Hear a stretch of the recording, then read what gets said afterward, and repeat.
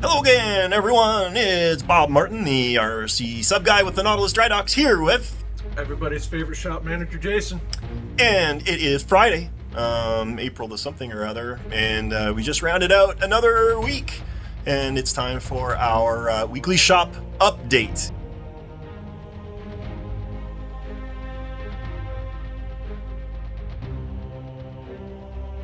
Now, I was away Monday and Tuesday because I was on vacation, and Jason held down the fort and did a nice job of that, or at least covered his tracks for goofing off really well. But let's talk about what we got going on. First and foremost, just a reminder, again, Subfest. If you are at all interested or a fan of RC Submarines, Cohutta, Georgia, September 14th to 17th, all the information is on my website. Looking for volunteers to help out.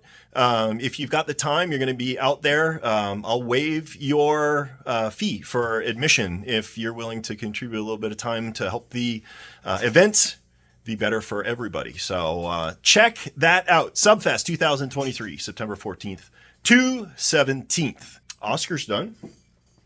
Jason knocked that out. Finally. Yeah. We had some problems with the tower. We had some separation from the fibers from the silicone molds, but Jason knocked it out on round 2. That went out today. Actually, you should probably drop that off at UPS anyway. Yeah. As you can see here, I'd mentioned this before. We had that really butt ugly, nasty shark. This is version 2 shark, a gigantic 4-foot great white RC shark for one of our customers who really wants to have an RC shark. So we're doing up the body.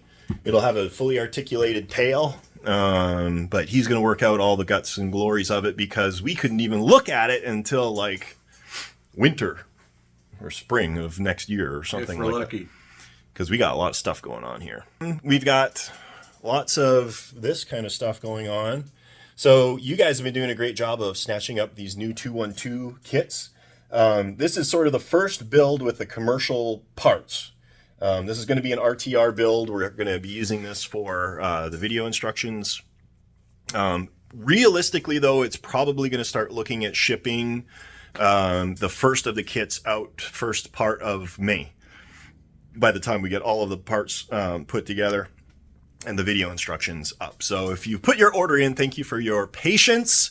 Those are going to be going out. We're also working on the first of the flying sub cylinders. We're just upgrading, off of our prototype and all of that stuff. So those will be shipping about the same sort of timeline. We were just at the pool, weren't we? Why? Because we have a big boat that people don't want to keep simple.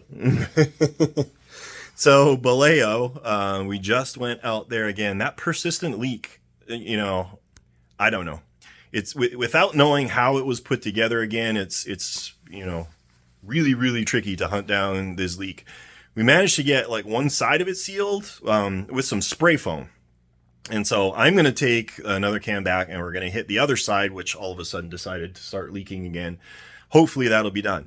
If that does solve the problem, and I'll know this weekend, then next week we will be doing a final once-over of all of the 18,000 different functions of the boat, making sure they're working. And then doing some final weathering and painting, making it look good. And then it will go to the lake.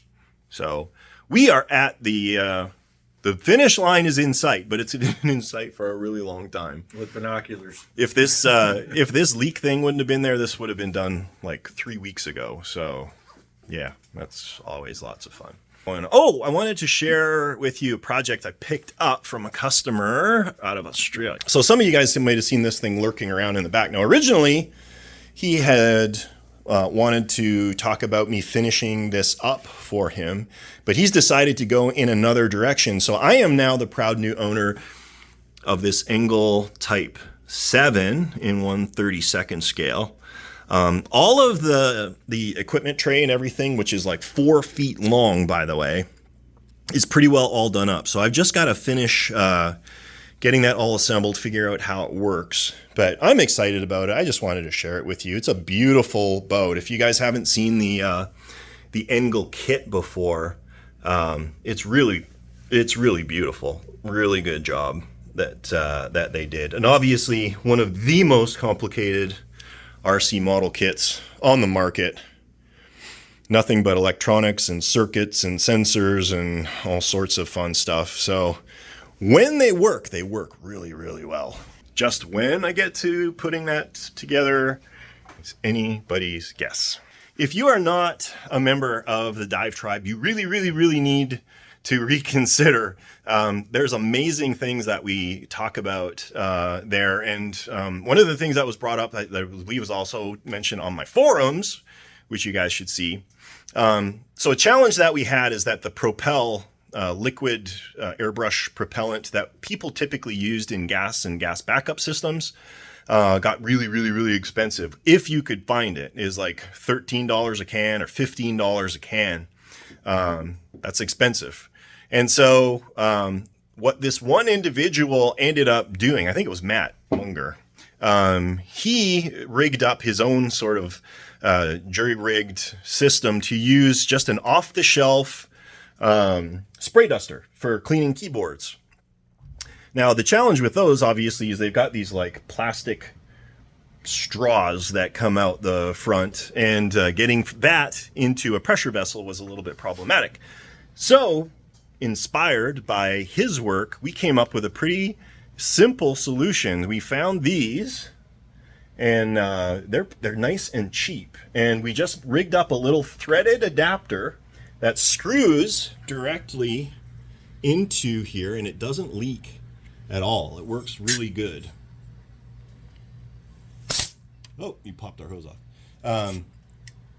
But we can obviously invert the can, and then we end up getting liquid air out of this as well. So we tried it just a few minutes ago. Works perfect. And these you can get for like $3 and $4 a can from your local office supply store. So one minor crisis averted. We're super excited about that. The last thing we've got going on is Arathus, and wanted to share that with you. So the struggle that I've been working on is these funky dive planes. I'll show you in a minute. But what Jason worked on while I was away was cleaning up these seams. And now if you take a look at them on this side, it's like a razor blade. You can't even see them. I can barely feel them with my finger. So this is now perfectly smooth. It's absolutely beautiful. This is a 3D resin printed hull. That's like 4.5 feet long. But what I've been working on for the last couple of days was doing the final engineering and implementation for the funky bow planes. And now I want to show you how those work. So I've got these just rigged up to a servo tester here right now. So unlike most conventional boats that have dive planes that stick out and they both work together, Arathus, as well as like the German 209 and a few others, used a pretty unique system of dive planes. So this one pushes one dive plane out to surface and another one out to submerge. So the idea behind this is that when they're both pulled in, you get to go really fast. There's less drag. All that said, it's a nightmare of linkages and such to get this all working. I have to think the full-size boat was the same way. But at any rate, I want to show you how this all works. So if I twist the servo in one direction, we can surface. So just one plane came out. All right, back to neutral. And if I go the other way, the other dive plane comes out. So surface, submerge. It's pretty cool, and I can show you what that looks like here. I'm gonna pop this off, if I can get this. There we go. So here's the linkage for the top one.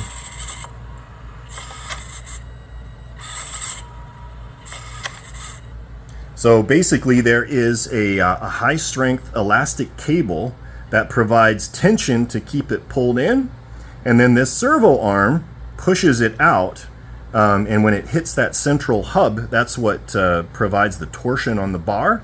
And if it goes in the other way, it just free spins. It just moves freely. So a simple system. There's lots of ideas that I had with like pulleys and all sorts of different things. This was really challenging to rig up because the only real estate I had to play with was about maybe 3/16 of an inch from the edge of the dive plane.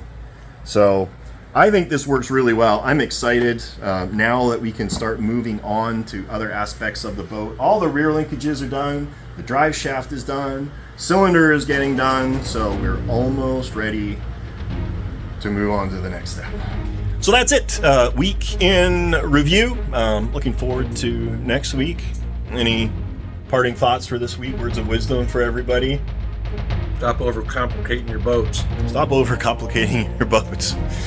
That is, it's like every feature you add to your boat exponentially increases the amount of time that it takes to build and the likelihood of something going wrong. So the funnest boats are the ones that work.